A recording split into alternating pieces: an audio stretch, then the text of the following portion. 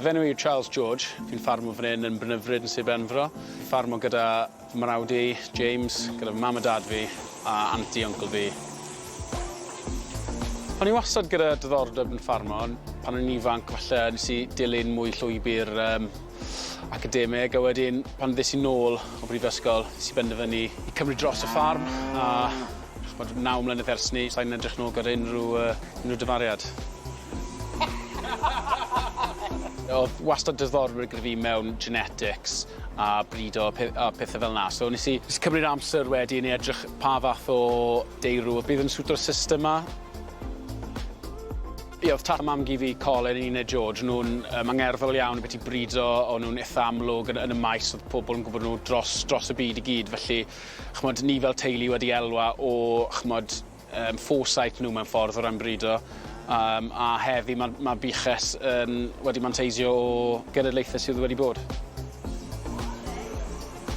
Pan glywes i, yn amlwg o'n i'n falch iawn. A mewn ffordd mae'n neis cael rhyw fath o cydnabyddiaeth mewn ffordd o'r holl waith galed. Dim ond jyst fi'n neud, ond y ffarm yn gyffredinol, y teulu, felly mae'n neis iawn. Bydd dathlu, Fi'n meddwl bod yn pwysig iawn i wneud bach o joio yn y sioe, ynddo fe? Gwyn i meddwl lenni, falle, gai cwbl o peints. Wel, Charles, George, llongyfarchiadau calonog. Diolch yn fawr. Beth mae'r anrhydedd yma yn ei olygu i ti? Mae'n teimlad anhygoel, mae'n fraint ac anrhydedd i Enillydd Gwobr fel hyn, dwi'n falch iawn. A beth am y gwaith ti wedi wneud ar y ffarm felly? Beth oedd yn dy yrru di i wneud y gwaith arbennig ti wedi wneud yn eneteg efo'r da byw? Mae'n bwysig i ni bod, mae lot o trafodaeth yn y fiches o genetics a teuluoedd da. So mae'n bwysig i ni bod ni yn treul brido da sef yn o safon, achos maen nhw'n mynd i roi mwy o lath, maen nhw'n bod fwy cynhyrchiol, a mae'n helpu mewn ffordd amgylcheddol hefyd. Mae hynny'n bwysig. Mae'n bwysig iawn. Iawn i ti, dwi'n siŵr, fel i bawb arall. Felly, o fan hyn wedyn, wrth edrych ymlaen, beth ydy'r datblygiadau pellach? Lle mae'r daith yma mynd ymlaen, felly? Fi'n meddwl byddwn ni'n cadw'r un faint o da, ond falle jyst treial gwella y genetics sydd o fewn y fiches yn barod, a treial magu da sydd yn fwy effeithlon. Pa mor gymleth ydy hwnna i reoli y genetics? Mae'n gymleth iawn. Mae'n pwysig bod ni yn brido wrth sydd yn da gore. Mae'n pwysig bod ni yn dewis teirw gore sydd yn addas i'r system a un fiches ni. A pwy sy'n dy arwain di, neu sy'n wedi dy arwain di? Ti'n ffermwyr ifanc? Pwy di'r dylanwadau di bod arno ti? Wel, mae tad oncl fi'n eitha keen o ran genetics, a oedd fy natgi a mam gi fi yn keen hefyd o ran pedigree Holsteins. So, mae'n bendant yn y teulu. Felly, oedd na ddewis i ti yn fachgen bach? Ti'n modd i bagyddeiriad oedd ti am fynd?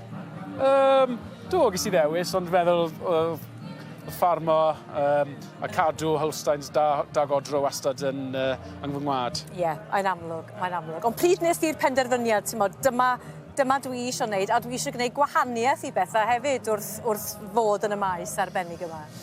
O'n i'n gweld y ffordd oedd y diwydiant yn mynd, a ni'n gwybod faint mor bwysig yw i treial magu da o safon. So siwr fod pan nes i gadw si prifysgol, nes i cymryd dros dewisiadau genetics, a fi wedi mynd wneud ers ni. Os rhaid wrth addysg prifysgol felly mwyn cyflawni'r math o beth wyt ti? Sa'n credu, na. Nes i mathemateg yn prifysgol. Os yn byd i wneud yn wel, mae mas yn rhywfaint o help? Na, licen i weid bod ond sa'n credu bod Na. Felly, mae hwnna'n ddiddorol, dydy faint o beth ar rwy'n ddysgu, a faint o reddf ffarmwr sydd yna, ti'n modd? Falle, So, popeth, fi'n just licio da. Fi'n wastad wedi wneud fel barnu stoc, a mae keen interest fi o ran pedigrees a dewis teirw bethau, so na siwt nes i dod o fewn ag A pha mor bwysig ydy'r lle yma ar y chlysur arbennig yma yn y sioe? Mae'n mor bwysig i fi, mae'n mor bwysig i bawb yn diwydiant amaethyddol. Mae'n bwysig, hwn yw'r prif event y flwyddyn i dros Gymru, a mae'n pwysig iawn bod y sioe yn cadw fynd o nerth i nerth. Dathlu felly? Siwr o fod dathlu heno, cwbl o beint, a gawn ni weld sy'n eithi. Arferchog, wel mwynhau'r dathlu a llongyflchiadau calonau gys i Charles. Da iawn. Diolch fawr eto. Da iawn.